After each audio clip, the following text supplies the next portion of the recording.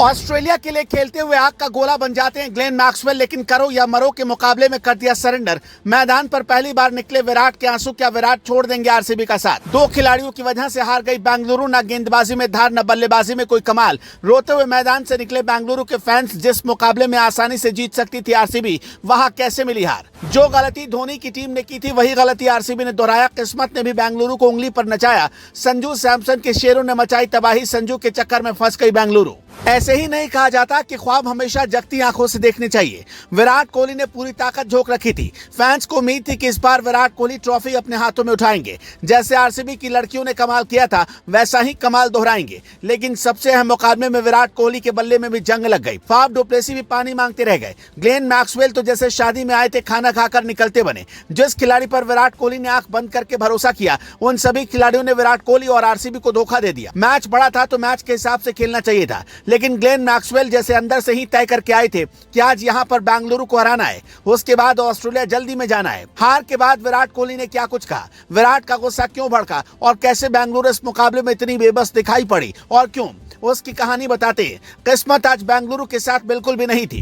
कप्तान संजू सैमसन टॉस जीते और अपना दिमाग लगाते हुए गेंदबाजी चुन ली।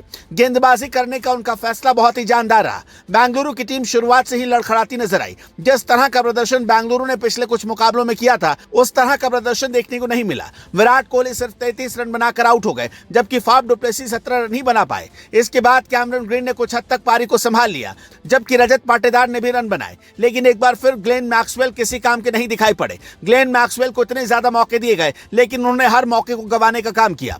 मैक्सवेल इकलौते ऐसे खिलाड़ी कहे जाते हैं जिन्होंने खुद अपने हाथों से बेंगलुरु की हार की स्क्रिप्ट बार बार लिखी। जिस तरीके से ग्लेन मैक्सवेल आउट हुए, किसी ने सपने में भी नहीं सोचा था कि इतने बड़े मुकाबले में वो गैर जिम्मेदाराना शॉट खेलेंगे। पहली गेंद पर छक्का लगाने की कोशिश ने बेंगलुरु को कहीं का नहीं छोड़ा और बेंगलुरु की टीम करीब 30 रन पीछे रह गए, जिसका फायदा सीधे तौर पर राजस्थान रॉयल्स को मिला, जहां बहुत ही खराब बल्लेबाजी बेंगलुरु की तरफ से देखने को मिली।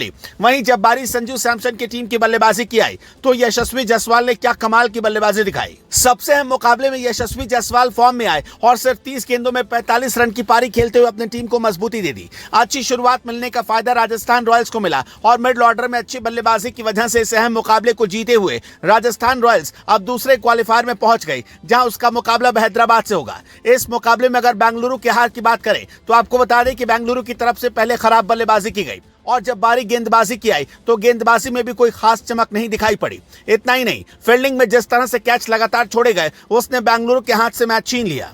लगातार 3 कैच छूटना बेंगलुरु को सबसे ज्यादा महंगा पड़ा और यही हार की असली वजह रही। नहीं तो एक वक्त गेंदबाजों ने मैच में वापसी तक करवा दी थी, लेकिन अब सबसे ज्यादा उंगली दिनेश कार्तिक और ग्लेन मैक्सवेल के ऊपर उठ रही है। दिनेश कार्तिक एक फिनिशर के तौर पर खेलते हैं, लेकिन इस मुकाबले में वो अपने बल्ले से हुनर नहीं दिखा पाए, जबकि ग्लेन मैक्सवेल ने तो जैसे कसम खा रखी थी कि इस मुकाबले में बेंगलुरु को हराकर जल्द ही ऑस्ट्रेलिया जाना है।